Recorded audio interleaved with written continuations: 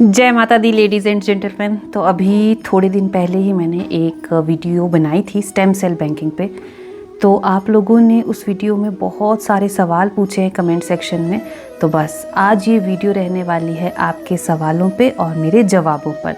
तो चलिए फटाफट से एक रिकैप कर लेते हैं ताकि जो लोग पहली बार मेरे पेज पे आए हैं उन्हें ये ना लगे कि ये एक ऐसी क्या चीज़ है जो हमारे सिर के ऊपर से ही क्रॉस हो रही है। तो देखिए, स्टेम सेल बैंकिंग एक मेडिकल प्रोसीजर है जो सिर्फ और सिर्फ डिलीवरी के टाइम पे ही किया जाता है। तो जब डिलीवरी के समय एक माँ अपने बच्चे को पैदा करती है तो उस समय उसके पेट से बहुत सारी चीज़ें भी बाहर निकलती हैं, जिसमें सबसे इम्पॉर्टेंट होता है अम्बिलिकल कॉर्ड, जिसे हम नॉर्मल भाषा में नाल कहते हैं, जो कि पूरे 9 महीने माँ और बच्चे को कनेक्ट करके रखती है और बच्चा पूरा अपना पोषण जो है उसी नाल के थ्रू ले रहा होता है। अब वो नाल इतनी ज़्यादा इम्पॉर्टेंट होती है, लेकिन सिर्फ उन्हीं लोगों के लिए जिनको इस चीज़ के बारे में पता है। जिनको नहीं पता तो उन्हें तो बच्चा बिल्कुल क्लीन करके दे दिया जाता है और वो अम्बिलिकल कॉर्ड एक डस्टबिन में फेंक दी जाती है।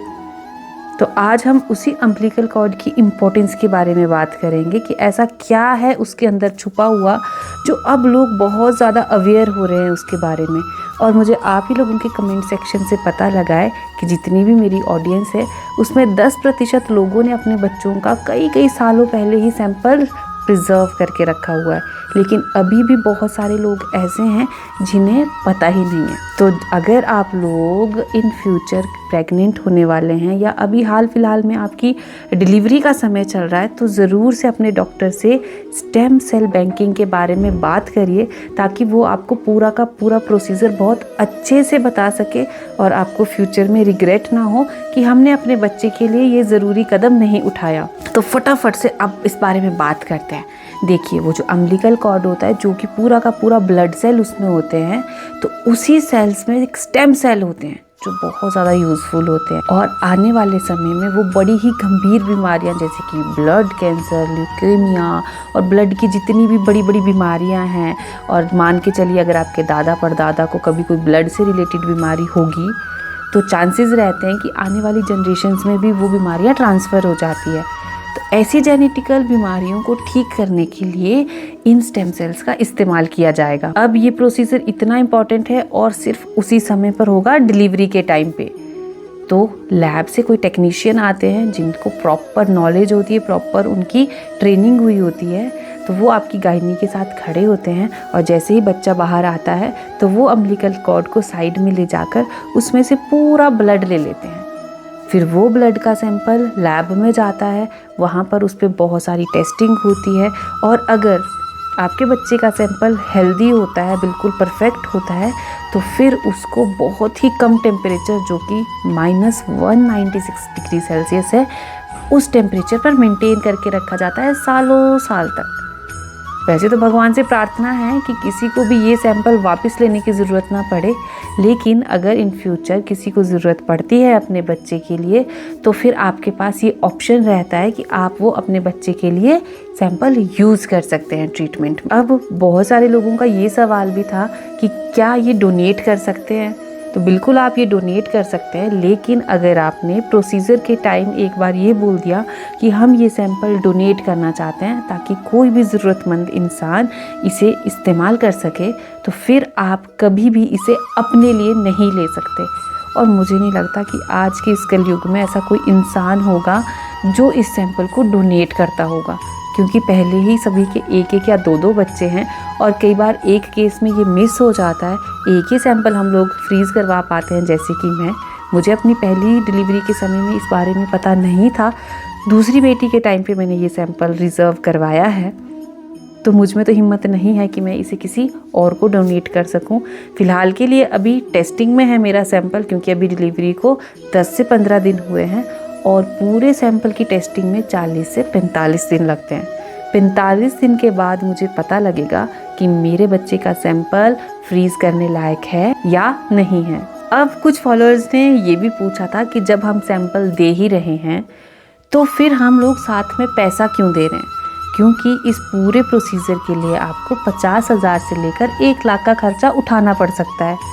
तो उन्होंने साथ में ये भी कहा था कि अमीरों के चोंचले हैं, अमीर लोगों की जान ही कीमती है, गरीब लोगों का तो कोई मतलब ही नहीं है।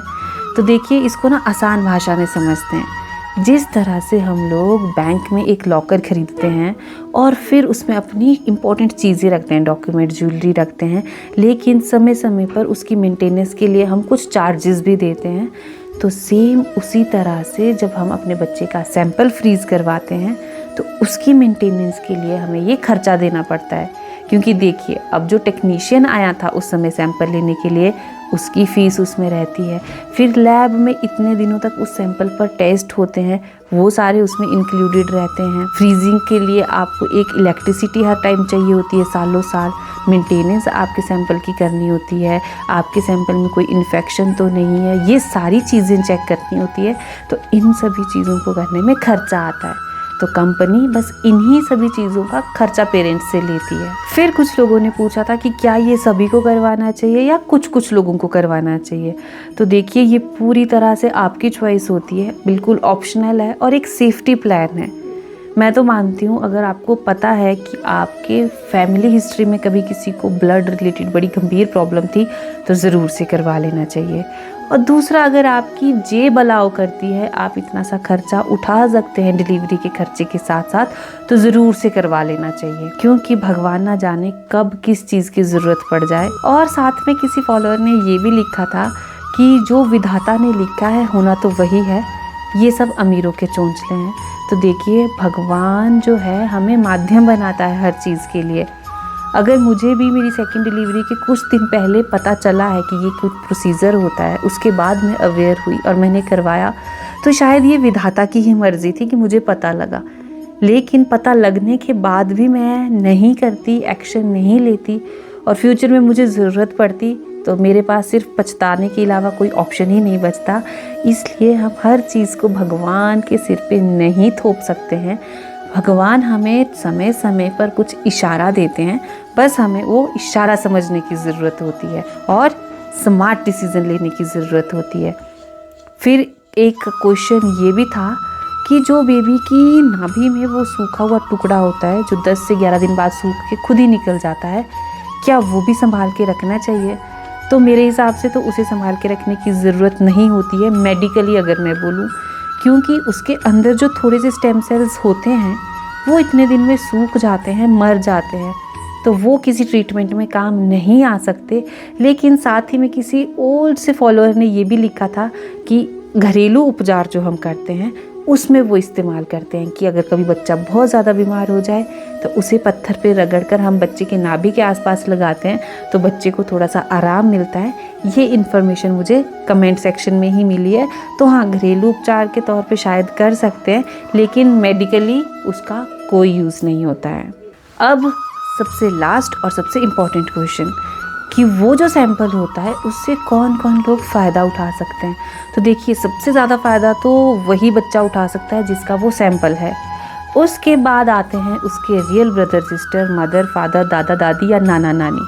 तो ये लोग लिस्ट में होते हैं फ़ायदा उठाने के, लेकिन ये भी तभी पॉसिबल है अगर उस सैंपल से उन लोगों का ब्लड मैच करता है तभी, और जिसके बहुत कम चांसेस होते हैं।